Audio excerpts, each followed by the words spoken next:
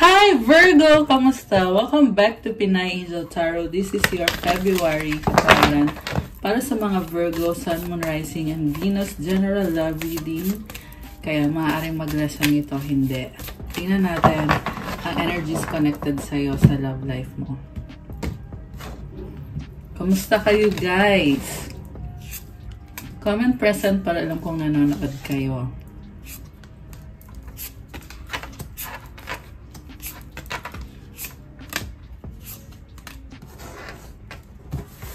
Okay. So, tingnan natin yung love energies. Love energies connected kay Virgo. We have commitment. Commitment is an important factor to achieve a successful relationship. Ayan, may sing-sing.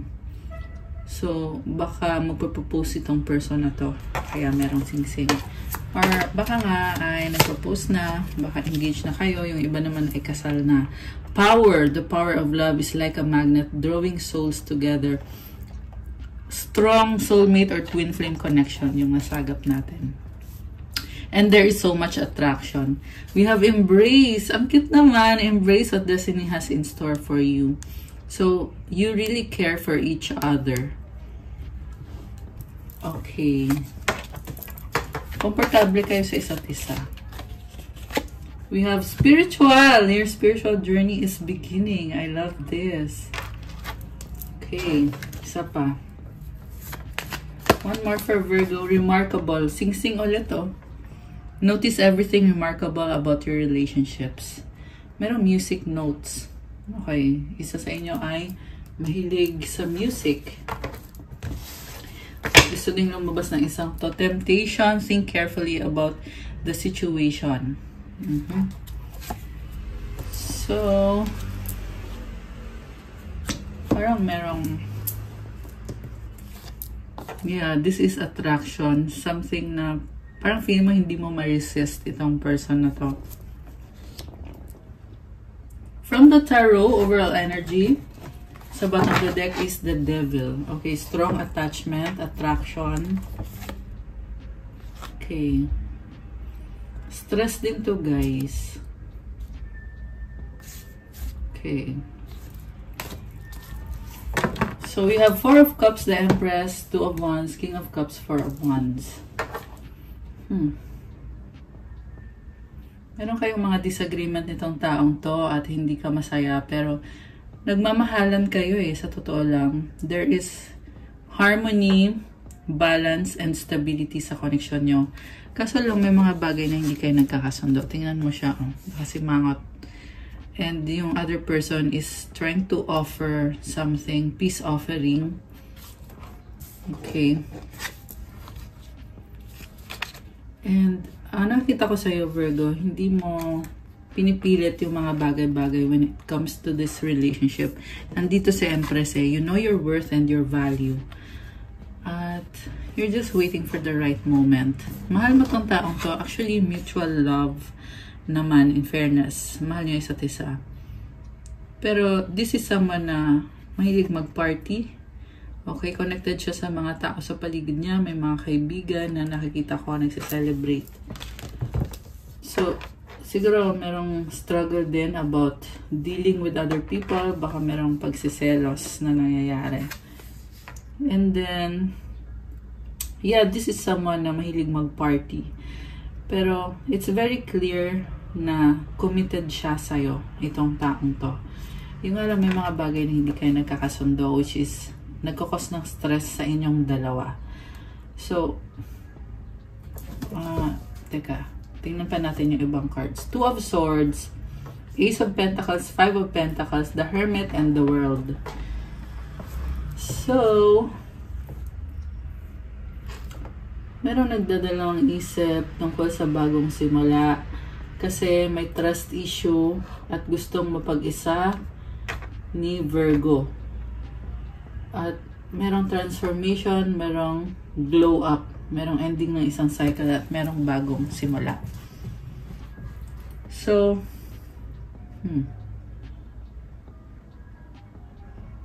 I feel like there is competition sa paligid.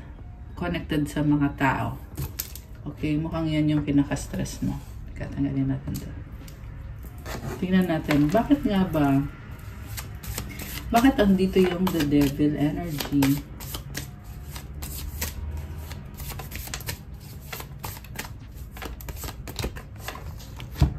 Temperance. Okay, you are healing. Meron something na kinaka-stress mo, pero you are trying to heal yourself and heal the situation. Nag-a-adjust ka eh. So, okay, tingnan natin. Emperor at the bottom of the deck. 7 of Wands, 5 of Cups. Okay, so Virgo, you know what you want, you know your value and your worth. 555 angel numbers. Pero may mga bagay na hindi mo makontrol. Okay? Kasi, Emperor yung energy mo dito eh. So, si Emperor kasi, you are really taking action. Kaso lang, parang sinasabi mo dito, ginagawa mo na nga lahat. Pero bakit may mga issue pa rin? May mga problem, especially connected sa mga tao sa paligid mo. Okay.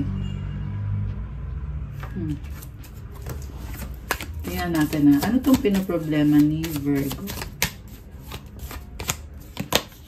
Death. Oh my gosh. Ending. Alam mo,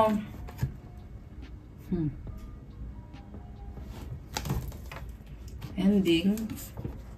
6 of Cups. So, merong person dito na nabigyan kayo ng second chance. Pero, ang lumalabas pa rin dito na andun pa rin yung trust issue. Okay, although this is someone na you cannot live without each other. Kasi sobra yung pagmamahal nyo. So, bakit? Ano ngayon ang struggle mo dito? Okay, sabi ko na eh. Other people. Ayan, kung nakikita nyo guys, competition or conflict. So, napipressure na ngayon si Virgo. Dahil sa mga iba-ibang mga tao sa paligid mo. Take it easy sa sarili mo. Okay? This can be competition sa trabaho. And ang nakita ko sa love life mo naman is pagsiselos eh. Kulang sa trust. Okay. Medyo sinusubok yung relationship nyo. Justice. So, you know your value and your worth. At parang nakita ko sa'yo sobrang strong ng personality mo eh.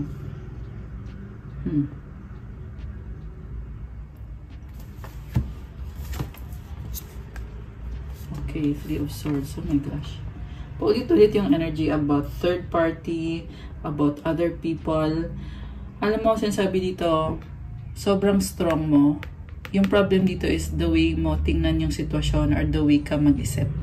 Ay, tingnan mo may mga mata, di ba?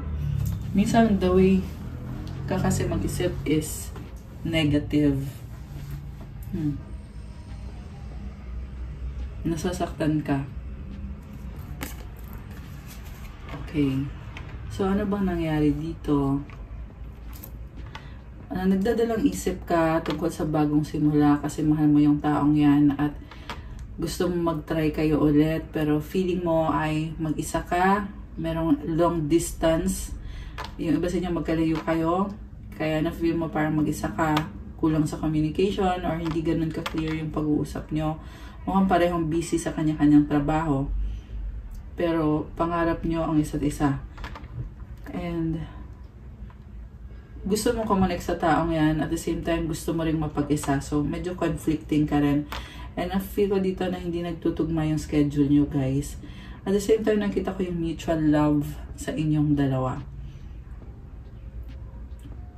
Nagkaka-problem lang din kasi yung isa sa inyo ay mabunganga. Ayan. So, mukhang ikaw yun. Mukhang ikaw yun, Virgo, na bawat detalye kasi tinitingnan mo eh. So, nagkukos ng misunderstandings. Lalo na kasi yung taong kadil mo dito ay mukhang party goer or sobrang masayahin. Ayan, tingnan mo naman siya. Oh. Pero mahal ka nitong taong to.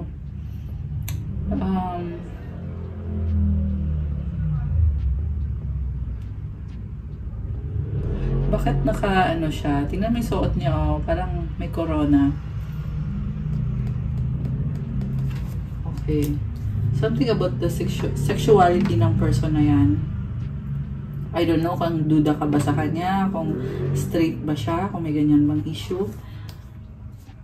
Pero itong person na to, mahal ka niya eh. Mahal ka niya, parang kinukwento ka nga niya sa friends niya or sa family niya or nakukwento niya. And then, alam mo yung connection ninyo ay talagang blessing para sa'yo. Nag-glow ka. Blooming ka dahil sa connection ninyo. Mukhang merong recognition dito. Okay, yung nga lang, conflict talaga. Paulit-ulit yung conflict about other people and about trust issue with your person. So, tingnan natin na. Loyal ba sa'yo itong taong to? Loyal ba siya sa'yo? Mahal mo to eh. Page of Swords. Alam mo, loyal naman siya sa'yo. Siguro kaya kayo nagkaka-problem kasi nag-explore pa tong energy na to eh. And I just saw 1, 2, 3, angel numbers 11, 23. And also, sobra siyang maingat sa'yo. Parang ayaw niyang makasabi ng something na hindi mo magustuhan. Parang gusto niya siguraduhin na tama yung sinasabi niya sa'yo, tama yung ginagawa niya, kasi ayaw niyang mahusgahan mo siya. 8 of Swords. Okay. Merong restriction. Possible na restriction when it comes to another karmic connection. Pwede yan family or situation na hindi siya makagalaw or hindi siya makaalis. Or this could be this person na overthinking siya. Okay, ano bang in-overthink itong taong to? Tingnan natin. Okay, gusto mo labas ng card na to. Judgment. Oh my gosh. So, merong mga changes na kailangan mangyari dito. Pero, hindi siya gumagalaw, hindi siya nag-e-effort. 5 of Cups. Very emotional person. Ang nakita ko dito is gusto niya makipag-usap pero for some reason gusto niya makipag-usap pero gusto din niyang mag-isa siya. Okay.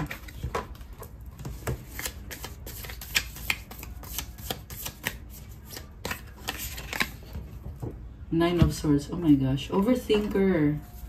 Overthinker yung kadil mo, Virgo.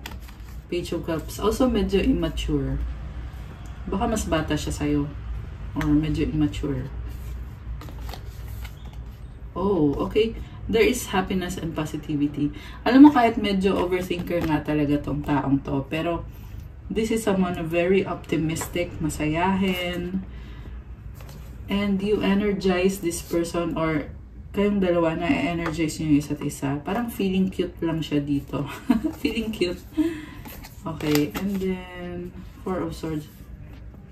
Ito lang yung problem kasi parang nag-cross yung card eh. So, sabihin natin, oo, masayahin siya. Pero may mga bagay na hindi niya sinasabi na gusto niya, siya lang yung nakakaalam. So, may pagka-introvert yung taong kadil mo. Okay. So, yung tanong ko is kung loyal ba siya. Loyal naman siya, pero more on merong curiosity eh. Nag-explore. 10 of Swords. Oh, ano to? Ano nangyari? 3 of Cups. Okay, someone was backstab. Merong other person. Merong pinagbabawalan ba siya? Nakamonek sa'yo by this karmic.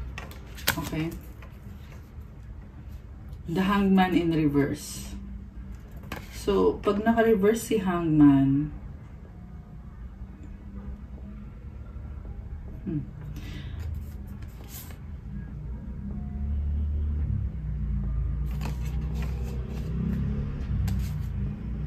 Parang there's no other way. Yan yung iniisip niya eh. There's no other way. Ito yung dapat. This is someone na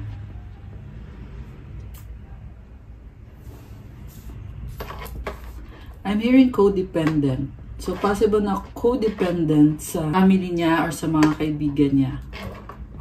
Okay, yan yung issue dito. Two of Pentacles. So, pabalik-balik siya eh. Binabalanse niya. Okay, and again, nakikita ko dito yung kulang sa time na mag-usap or may time na hindi nakapag-usap na mabuti. Pero don't get me wrong guys, nakikita ko sa taong to yung commitment and yung feelings niya sa'yo na mahal ka ng taong to. Yun, nakikita ko yun sa kanya, mahal ka niya. At pangarap ka niya, ini-enjoy niya yung moment na party ka ng buhay niya. Yung nga lang, merong mga restrictions, tsaka may pagka-childish yung nakita kong energy nitong person na to. So, ano bang mga feelings niya sa'yo? Tingnan natin. Ano pa bang mga feelings niya sa'yo? Okay. I'm tired of the silent treatment. I want to sit down and talk about this once and for all. Okay, so baka hindi kayo nag-uusap ng mabuti. Telepathic communication. I miss making love to you. I will do anything just to hold you again. Okay, so yeah, soulmate or twin flame mo to kasi merong telepathic connection and so much attraction. Pero guys, I feel like huwag niyong ipilit kung ano yung mga boundaries nyo. Kasi pareho kayong may boundaries eh. Kaya sinasabi silent treatment kasi may mga bagay na ayaw mo sabihin sa kanya. Siya din, meron din siya mga things na hindi niya ma-open up sa'yo. This isn't over. You haven't heard the last of me. You have unfinished business. So yung iba kasi sa inyo nagkaroon ng hiwalayan at itong taong to ay pilit pa rin bumalik sa buhay mo kasi mahal ka niya. Okay, this is someone na nagkaroon ng third party. Pero, alam niya na kailangan nyo ng pag-uusap dito para magkabalikan kayo or para magkaayos kayo. And I'm feeling heavy Emperor energy. So, si Emperor is the divine masculine. This is someone na confident sa sarili niya. Na gusto kanyang i-pursue, gusto niyang mag-workout yung relationship nyo. So, ano po mga energies connected sa inyo? Tingnan natin. Okay. Ano pa ang feelings itong person na to para kay Virgo? Oh, thinking and hopeless. Oh my gosh. Missing you, craving, desiring, sinking, despair, falling apart. Grabe, oh. Sobra kanya iniisip. So much attraction. Yung nga lang, may time na nag-iisip ng negative tong taong to. Na hoping talaga siya na bigyan mo siya ng chance. Uy, tumalon. Okay, beauty. Charming, graceful, and kind-hearted. Ganito kanya tingnan. Gusto niya yung looks mo. Obscurity, time, secrets, mysteries, concealing, waiting, cycles, moments. So, mainipin ba tong taong to? Parang nagmamadali siya. O yung iba sa inyo naman, this is someone waiting for the right time to reach out. Peace, balance, harmony, friendship. Oh, ayun naman pala eh. Okay. So, balance pa rin naman. Although, merong mga energies dito na kailangan nyo pang pag-usapan. Kailangan nyong i-heal nitong taong to. Anong mga paparating na love energies or romance energies sa inyo ng taong to? Tingnan natin. Anong paparating? For Virgo, we have individuality. Be wary of possessive partners. Maintain your individuality.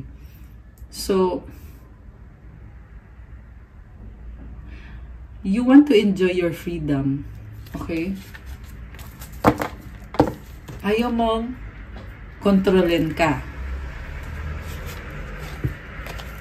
Relax, find joy in the simple pleasures of just being together. This is nice. Siguro may plans to spend time or dating. Alone time. Spend some time alone. It will help you gain clarity on your relationship. So, ito na nga. Gusto mo mag-isa.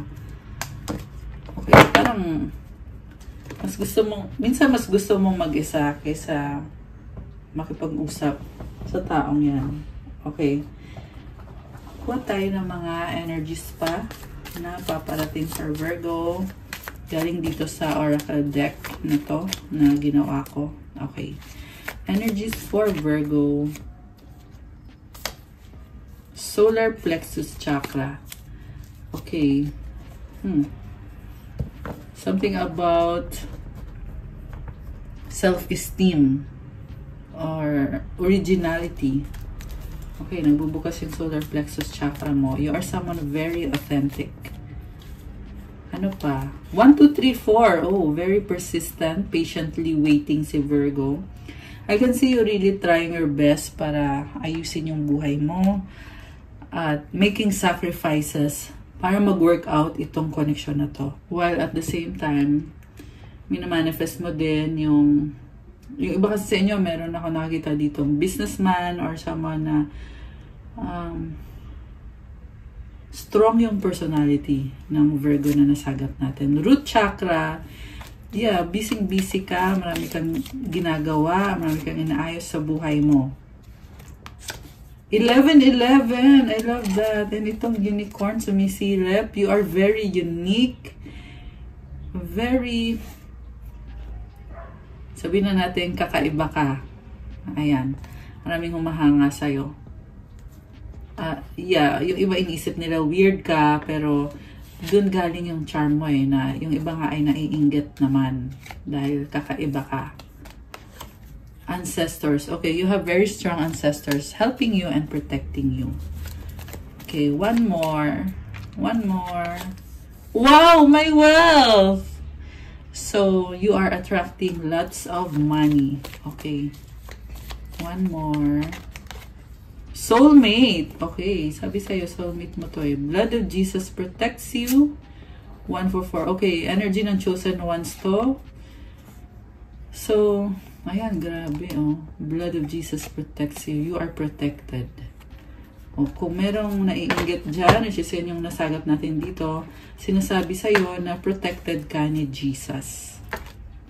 Healthy mind. So nice. Ayan. Anong advice para kay Virgo? Tingnan natin.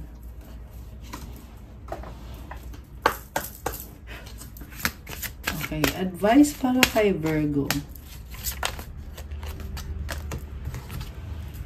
One more card. Advice.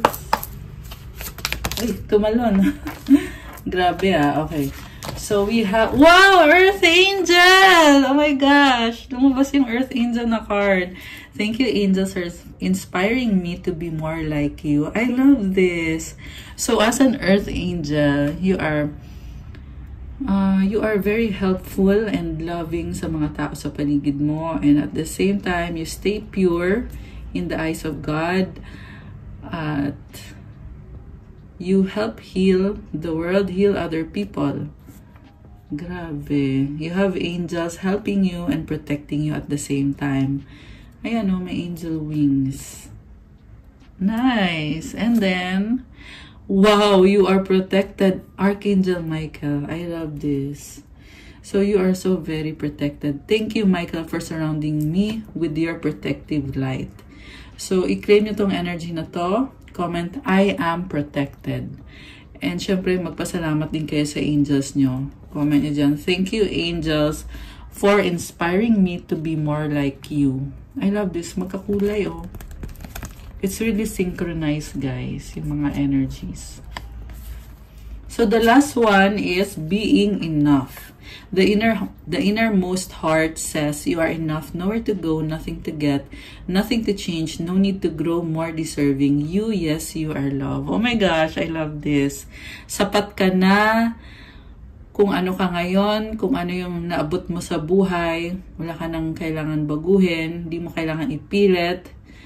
Kasi nasa sayo na mismo yung love. You have love in your life because you also create love. And ang ganda ng mga dahon-dahon. I feel that there is really a natural flow sa'yo, kaya ka binibless. At kanina nga nakuha mo nga dito yung energy ng Empress. You are the divine feminine and there is abundance. I love that for you. Also, meron ding energy ng wealth para kay Virgo. So, i-claim mo tong mga energies na to. Comment, claim wealth. And claim abundance. Ayan oh, wealth energy. So, claim wealth. Ilagay nyo dyan sa comments.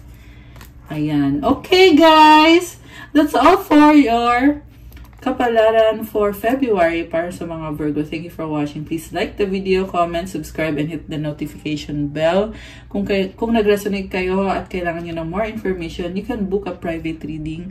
Message lang kayo sa Viber or sa WhatsApp. Nasa description box yung contact details. Also, check out my Instagram if you want to start your crystals journey. May mga crystal bracelets na tutulong sa'yo sa manifestation mo para gumanda yung energy mo and to help you manifest better.